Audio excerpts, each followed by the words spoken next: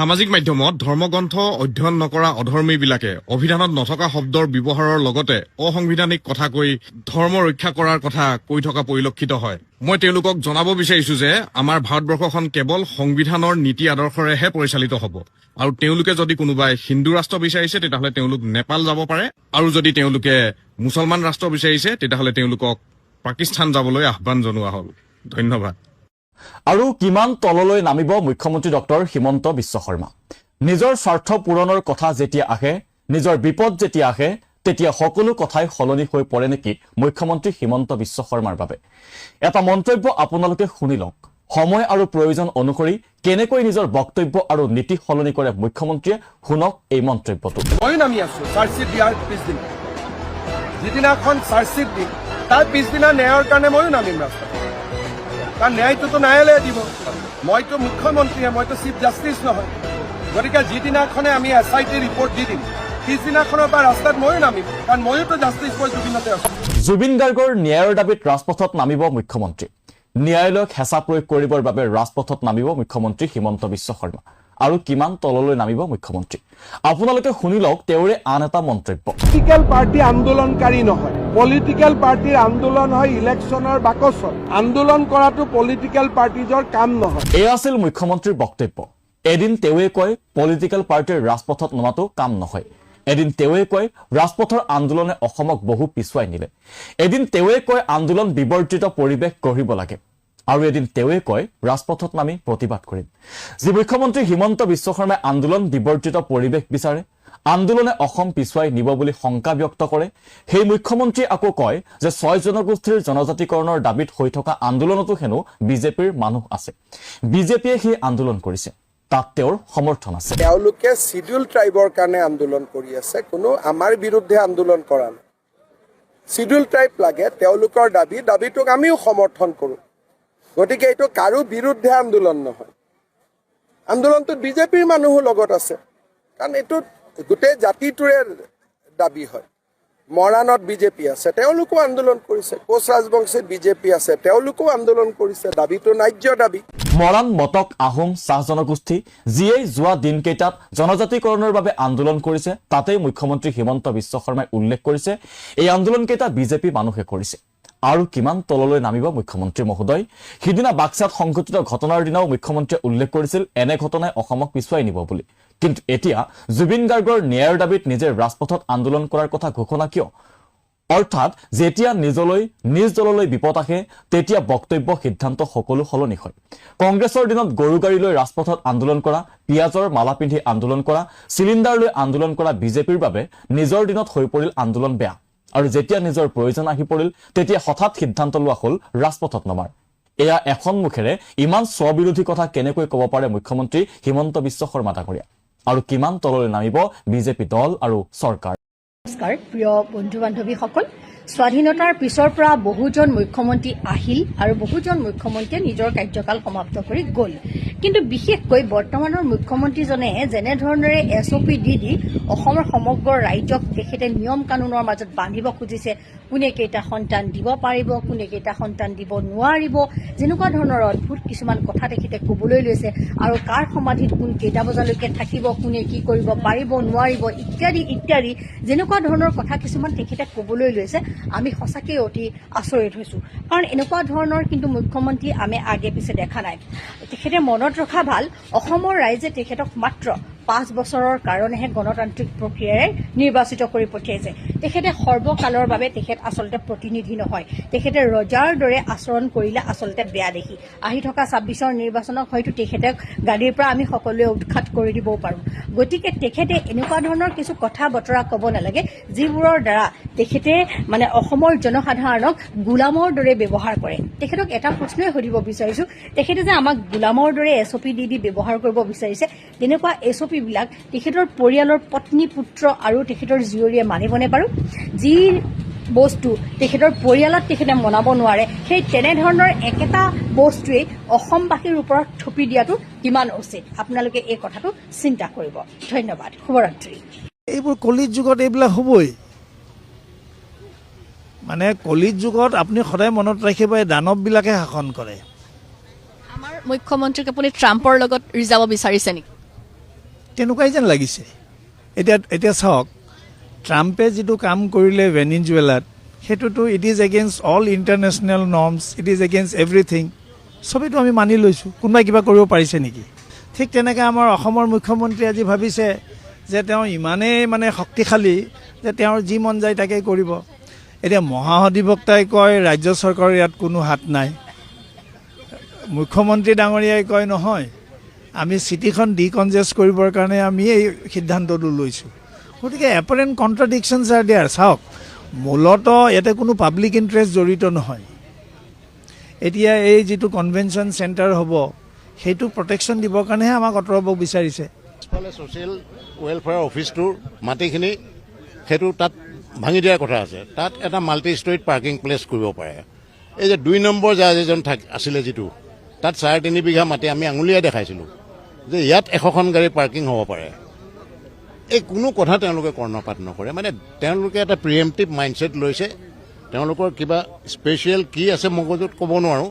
তেওঁলোকে কয় যে কাম হোৱাত আমি তালৈ নিমেই, আমি বাৰৰ কথাও নুশুনো, আমাৰ এইবোৰে অল্টাৰনেটিভ প্ৰপ'জাল চাবৰ দৰকাৰ নাই। আজি এতিয়া অনশনত বহিছে, কম দুখৰ কথা নেকি এইটো? কিন্তু আমি প্ৰতিবাদ কৰি যাম আৰু লাষ্টত আমি ন্যায়ালয়ৰ ওচৰলৈ যাম, কাৰণ আমি ন্যায়টো বিচাৰিব লাগিব আৰু আমি ডেমক্ৰেটিক প্ৰতিবাদ কৰাৰ বাহিৰে উপায়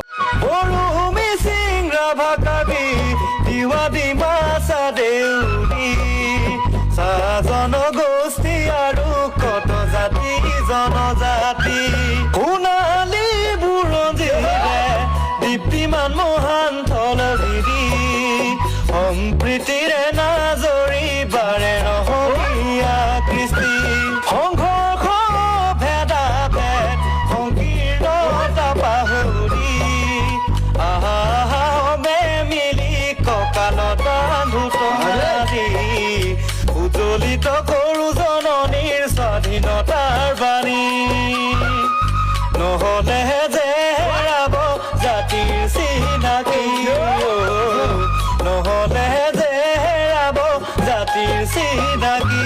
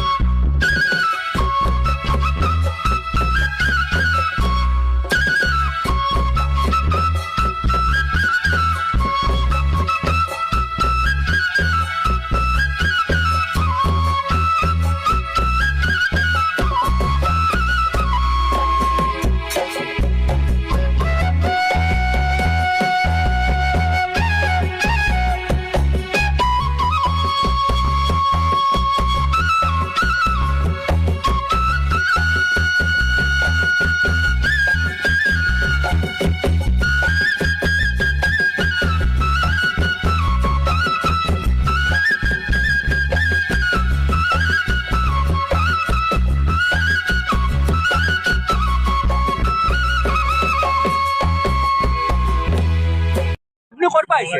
ৰ'ব শুনক মাত্ৰ মই দুটা কথা কম মই শিৱসাগৰৰ পৰা আহিছো মোৰ নাম মাধৱ গগৈ চাইংবাহাদী গাঁৱত মোৰ ঘৰ বৰিয়াগৰ থানা মোৰ শুনক এই জুবিন দাৰ যে মৃত্যু হ'ল আচল কালপিত কোন আপোনালোকে জানেনে? নাজানো। নাজানে আচল ৰুগু পোৱালিটো ধৰা পৰিছে নে? নাই। পৰিবনে? এইখন চৰকাৰ থাকিলে মোৰ নাম মাধৱ গগৈ কাইলৈ মোক পুলিচে এৰেষ্ট কৰিব পাৰে কোনো কথা নাই জেলত সোমাই যাম কিন্তু আচল কালপিতটো মেইন কালপিতটো বেলেগত আছে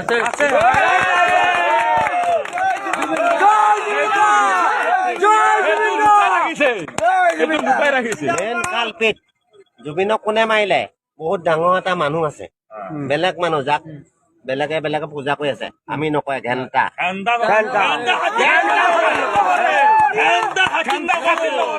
মই মাধৱ গগৈ চাইংবাহাদী গাঁৱত ঘৰ বৰিয়াগৰ থানা পুলিচত দিলে দিব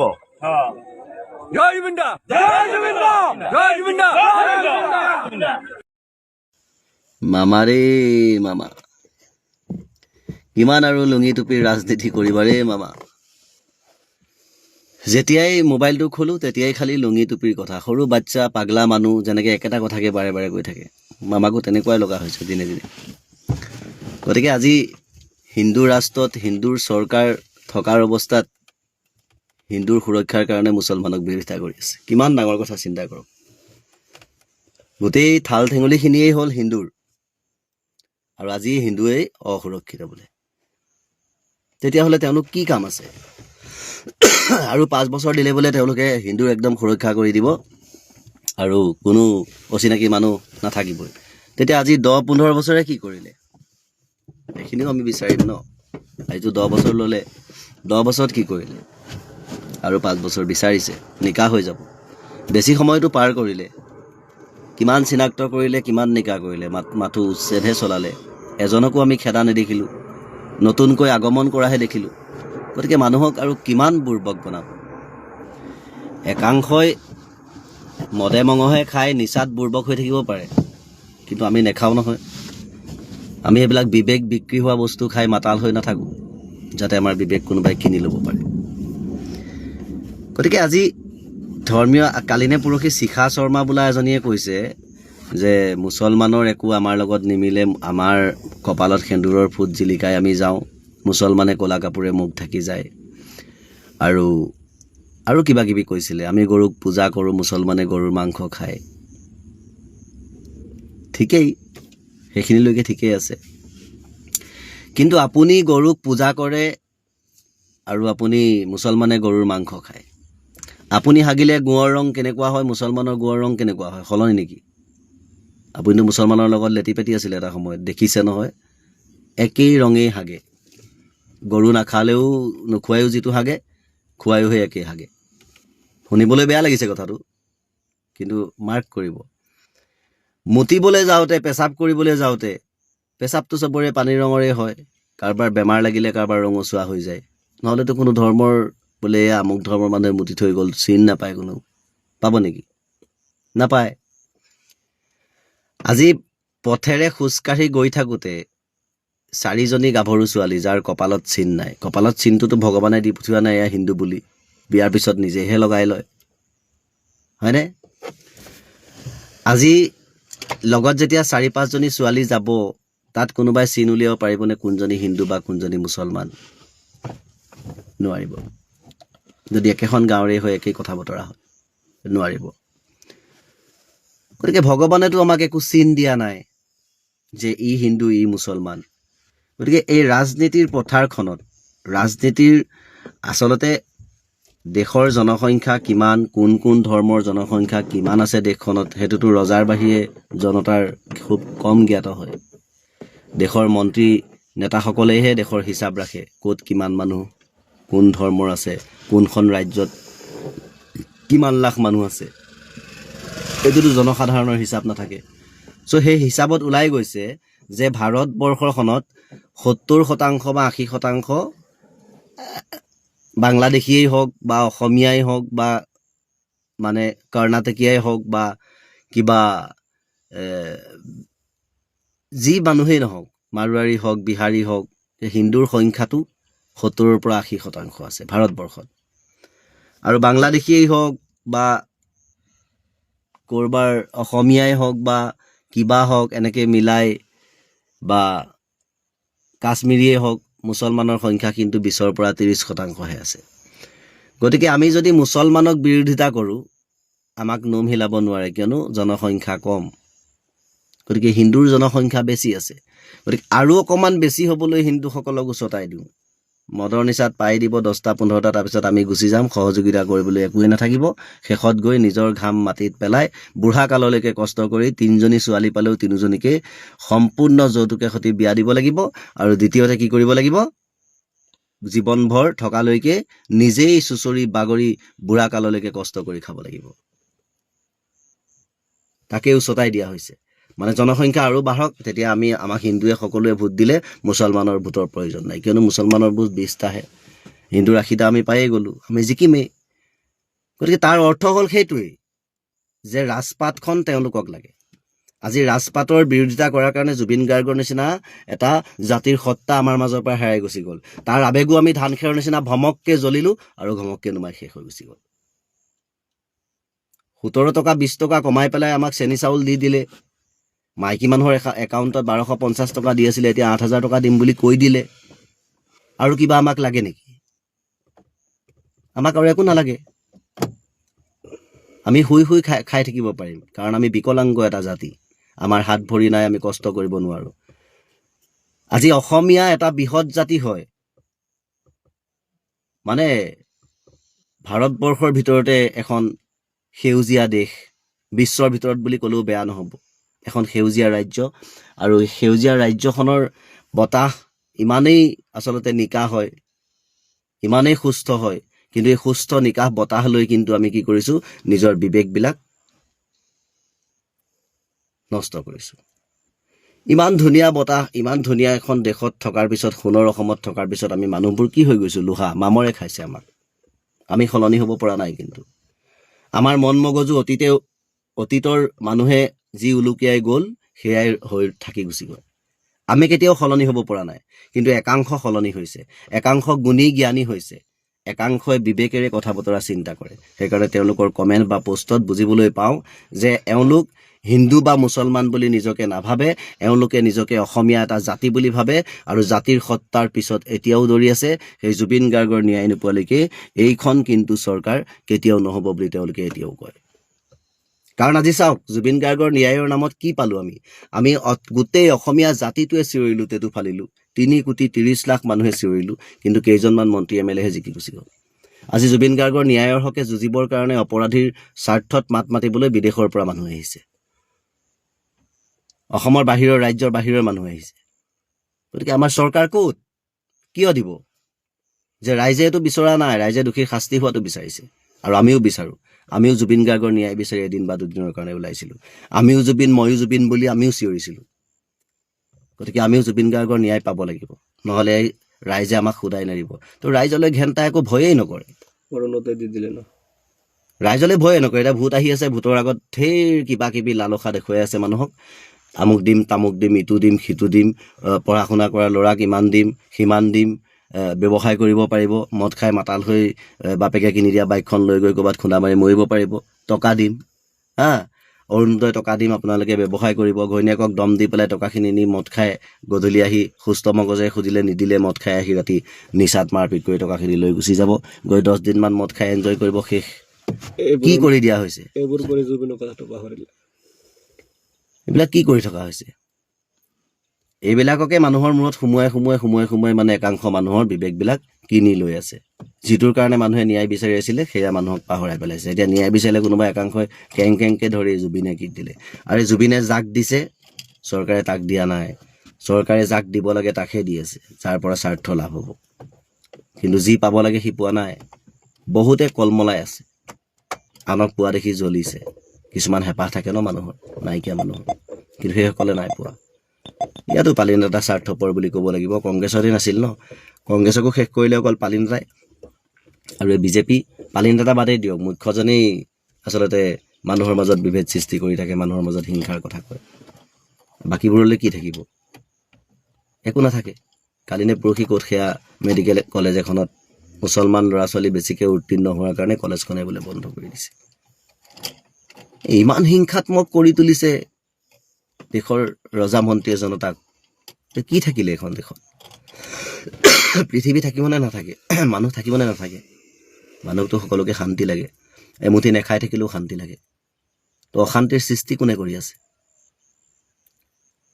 গতিকে এনেই তেতুফালি চিঞৰি থাকি লাভ নাই। সৎসাহস থাকিলে লগত বেৰিকেড লৈ, লগত চিঞৰ বাখৰ কৰি, উকিয়াই 15-20খন গাড়ী প্ৰশাসন লৈ মাজত ভয়ে সোমাই আহিবলগীয়া মানুহজন কেতিয়াও সাহসী বুলি কোৱা নহয়। যি অকলেই বুকু ফিন্দাই ওলাই যাব পাৰে তেওঁকহে সাহসী বুলি কোৱা হয়। এনেই কেমেৰাৰ সন্মুখত চিঞৰি ডিঙিৰ ৰগ ফুলাই কথা ক'লে মানুহ সাহসী হৈ নাযায়। আজি শত্ৰুক নিজেই গৈ এটেক কৰিব নোৱাৰা মানুহজন কেতিয়াও সাহসী নহয়। যি প্ৰশাসন লৈ পেলাই উঠাই আনিব, জেলত ভৰাই থব, শাস্তি দিব, সেইজন মানুহক কেতিয়াও সাহসী বুলি কোৱা নহয়। সমানে উত্তৰ দিব পৰা মানুহজনকহে সাহসী বুলি কোৱা হয়।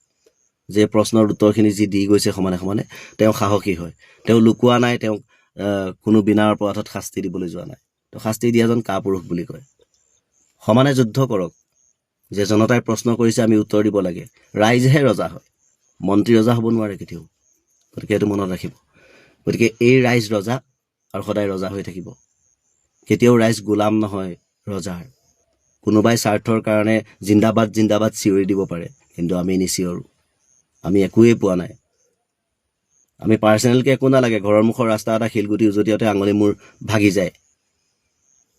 কথাটো গম পাইছে? বাৰিষা আহিলেতো উপায়েই নাই ওলাই যাবলৈ। এই জিকাই দে ৰাস্তা দিম, জিকাই দে ৰাস্তা দিম, এনেকুৱাই কথা বতৰা।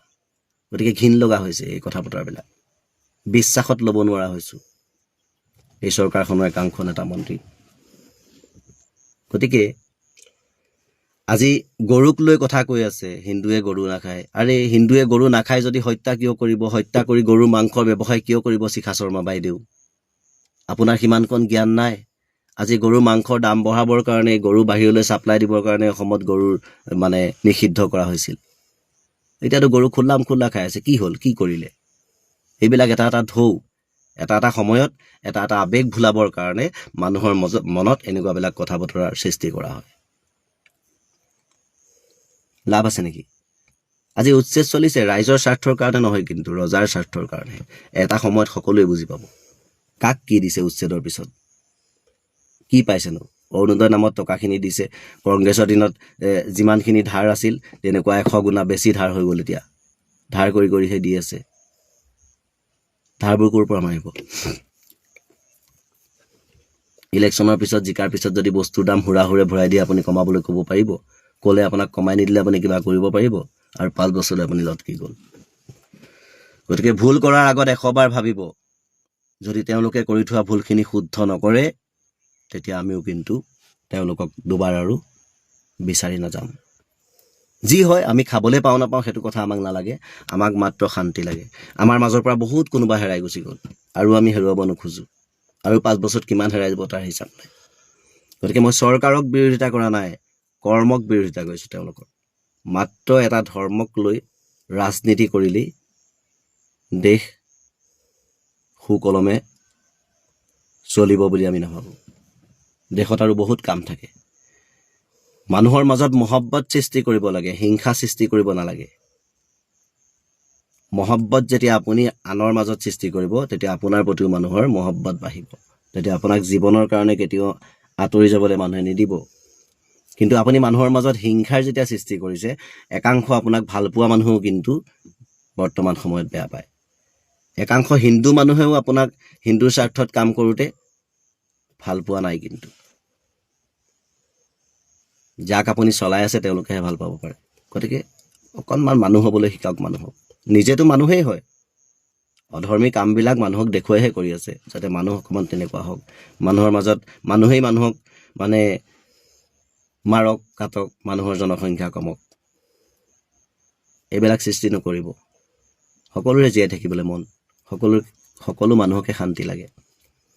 শান্তিত জীয়াই থাকিবলৈ দিয়ক। তো ধন্যবাদ। Justice for Zubeen Garg.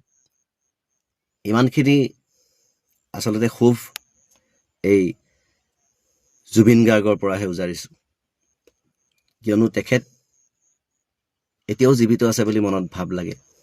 কিন্তু তেনেকুৱা এজন মানুহৰ মৃত্যু হৈ গ'ল, তাৰ বিচাৰ কিন্তু এতিয়ালৈকে শুদ্ধভাৱে আমি দেখিবলৈ পোৱা নাই। তো সেয়েহে আকৌ এবাৰ কওঁ, জাষ্টিছ ফৰ জুবিন গাৰ্গ। ধন্যবাদ। ইমান ধুনীয়াকে বিষয়টোক অন্যফালে লৈ গৈছে। জুবিন গাৰ্গৰ হত্যাকাৰীসকলৰ একো নহয়। আমি পূৰ্বতেও কৈছিলো, ইলেকশ্যনৰ পিছত হত্যাত অভিযুক্ত বিশিষ্টসকল সাৰি যাব, আনকি তেওঁলোকক নিৰাপত্তাৰক্ষী প্ৰদান কৰা হ'ব। এইকাৰণে নিৰাপত্তাৰক্ষী প্ৰদান কৰা হ'ব কাৰণ তেওঁলোকৰ ওপৰত ভাবুকি আছে, আৰু সেইকাৰণে সকলোবোৰ সুৰক্ষাৰ ব্যৱস্থা কৰিহে তেওঁলোকক জামিন দিব, বাকী একো নহয়। জুবিন গাৰ্গ যে নাই, এই কথাটো সাধাৰণ মানুহে অনুভৱ কৰাৰ বাহিৰে এই ডাঙৰ মানুহবিলাকে লাহে লাহে পাহৰিবলৈ আৰম্ভ কৰিছে। এই যে বিহুৰ বতৰ জুবিন গাৰ্গ নাই, এই মানুহজন যে নাই, এই যে মানুহজন নোহোৱাৰ অনুভৱ, এইটো যে লাহে লাহে অন্যফালে লৈ যাবলৈ ৰাজনীতি কৰা হৈছে, ইয়াৰ বিৰুদ্ধে অসমৰ স্বনামধন্য বিশিষ্ট ব্যক্তিসকলে কিয় মনে মনে আছে? মন কৰক, জুবিন গাৰ্গ নেখৰ নামত 5 কোটি টকা দিলে চৰকাৰে, কিয় গ্ৰহণ কৰিবলগীয়া হলে 5 কোটি টকা দিয়াত আমাৰ আপত্তি নাই, কিন্তু জুবিন গাৰ্গৰ ন্যায় প্ৰক্ৰিয়াটো সম্পূৰ্ণ নোহোৱাৰ আগলৈকে এই ধৰণৰ টকা লোৱাৰ প্ৰয়োজন নাছিল। নেখৰ কাৰ্যকৰ্তা সকলে এই টকাবোৰ নলওঁ বুলি কব পাৰিব লাগিছিল। এইকাৰণে কৈছো, জুবিন গাৰ্গৰ ন্যায়তকৈ 5 কোটি টকা কোনো গুণে ডাঙৰ হব নোৱাৰে।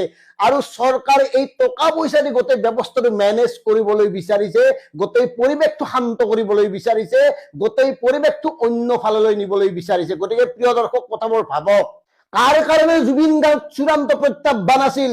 কোন সকলৰ কাৰণে জুবিন গাৰ্গ চকুৰ কুটাত দাঁতৰ শাল আছিল? কথাবোৰ নিজেই ভাবক। আৰু এই জুবিন গাৰ্গৰ অনুপস্থিতিত কাৰ বাটবোৰ নিষ্কণ্টক হল, এই কথাবোৰ নতুনকে চিন্তা কৰক। জুবিন গাৰ্গৰ কলাগুৰু ফাউণ্ডেশ্যনক চিনেমাখনৰ নামত, ৰৈ ৰৈ বিনালৰ নামত 2,94,00,000 টকা পাইছে, পাব লাগে। তাত আমাৰ কবলগীয়া একো নাই, বৰং ভাল পাইছো, বেছিকে পাব লাগিছিল। জুবিন গাৰ্গ নেক গঠন কৰা হল, আৰু এই নেকটোই এতিয়া এই 5 কোটি টকাৰ বিভিন্ন ধৰণৰ কাম কাজ লৈ ব্যস্ত থাকিব। জুবিন গাৰ্গ বিষয়ত একাধিক প্ৰজেক্ট ল'ব, ভাল কথা। জুবিন গাৰ্গৰ জীৱন, জুবিন গাৰ্গৰ ত্যাগ, জুবিন গাৰ্গৰ শিল্প সাধনা অনাগত যুগ যুগান্তৰৰ লোকে পাব পৰাকৈ সংৰক্ষিত হ'ব লাগে, তাত আমি বেয়া পোৱা নাই। কিন্তু 5 কোটি টকাটো এতিয়াই কিয় 5 কোটি টকাটো ল'বলগীয়া হল? মন কৰক। এইকাৰণে বাৰে বাৰে এই কথাটো কৈছো, বিষয়টো কৰবাৰ পৰা কৰবালৈ নিবলৈ ইতিমধ্যে পূৰ্বৰ পৰাই পৰিকল্পনা প্ৰস্তুত কৰা হৈছিল। আৰু এই যে SIT মাতিছিল বিশিষ্ট ব্যক্তিসকল, কেইজনমান বিশিষ্ট ব্যক্তি, তথাকথিত সমাজৰ বিশিষ্ট ব্যক্তি, আমিতো বিশিষ্ট বুলি নাভাবোৱে, তেওঁলোকৰ কি? তেওঁলোকৰ একাংশই কেৱল জুবিন গাৰ্গক চৰিত্ৰ হননৰ কাৰণে SITক মাতিছিল নেকি? তেওঁলোকৰ বৰ্তমান ভূমিকা কি? কি কৰি আছে তেওঁলোকে? জুবিন গাৰ্গৰ ন্যায় যে বিলম্বিত হৈছে, জুবিন গাৰ্গৰ ন্যায় প্ৰক্ৰিয়াৰ পৰা যে মূল অভিযুক্তসকল সাৰি যোৱাৰ সুযোগ পাইছে, এই কথাবোৰক লৈ তেওঁলোক কিয় মৌন, কিয় নীৰৱ? আৰু এইকাৰণে কথাবোৰ কৈছো, অনাগত সময়ত জুবিন গাৰ্গৰ অভিযুক্ত প্ৰতিগৰাকী লোকেই সাৰি যাব। এইকাৰণে সাৰি যাব, তেওঁলোকৰ কাৰণে ইতিমধ্যে অধিবক্তা নিয়োগ কৰা হৈছে। গতিকে কি চাৰ্জশ্বিট কেনেকে দাখিল কৰিছিল, আৰু সেই চাৰ্জশ্বিটৰ কথাবোৰতো আমি সাধাৰণ জনতাই অনুমান কৰিব পাৰো। আৰু বিশিষ্ট অধিবক্তাসকলৰ কাৰণে কেই ছেকেণ্ডৰ কাম, তাৰ পৰা সৰাবৰ কাৰণে। গতিকে কথাবোৰ মন কৰক ৰাইজ, বিষয়বোৰ কৰবাৰ পৰা কৰবালৈ লৈ গৈ থকা হৈছে, আৰু এই বিশিষ্ট তথাকথিত ননচেন্স এই হত্যাকাৰীসকল আৰামত সাৰি যাব কেইদিনমান পিছত, আৰু নিৰ্বাচনৰ পিছতে এওঁলোকে সাৰি যাব। নিৰ্বাচনৰ আগলৈকে এওঁলোক জেলতে থাকিব, কাৰণ নিৰ্বাচনৰ আগলৈকে যদি জেলৰ পৰা মুকলি হয়, তেতিয়াহ'লে ৰাজনীতিত প্ৰভাৱ পৰিব। আৰু এই কথাবোৰে শাসক পক্ষই বৰ ধুনীয়াকে বাছ বিচাৰ কৰি, চিন্তা চৰ্চা কৰি গোটেই প্ৰক্ৰিয়াটো আগবঢ়াই নি আছে। বিশিষ্ট গায়ক গায়িকাসকলে এতিয়া বিহুক লৈ ব্যস্ত, ৰিহাৰ্চেলত ব্যস্ত, কোনোবাই যদি এলবাম প্ৰকাশ কৰি আছে, কোনোবাই বিভিন্ন ধৰণৰ ভিডিঅ' কৰি আছে, কৰি থাকক, কৰিব লাগিব। কিন্তু জুবিন গাৰ্গৰ হৈ মাত এষাৰ ক'ত থলে? কিয় মনে মনে থাকিল?